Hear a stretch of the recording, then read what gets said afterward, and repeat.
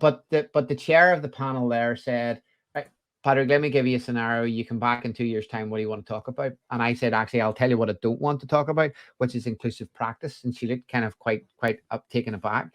But the point is that if I had a dream about what I would want to achieve with all the things that I do, and I'm sure it's shared with many others here, is that actually we don't have to talk about inclusive practice because inclusive practice is the norm, and we just talk about good practice, and it has inclusion built in.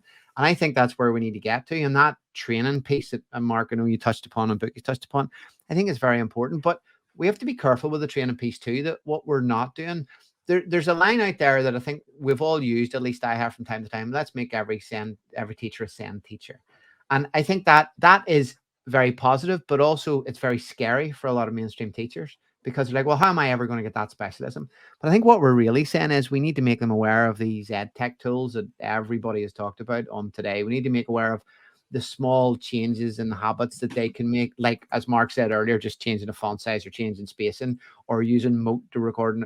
These are tiny things, but they really add up to inclusion in a very, very general way in the classroom. And I think that's what we've got to have. I love the line that diversity in our classrooms is a fact. Everybody's different, but inclusion is a choice, and inclusion is a choice. We've got to get the culture, as Bookie said, in place to make sure everybody recognizes that in our schools and actually gets on the bus with us. And in 2 years' time, we'll not be talking about inclusive education.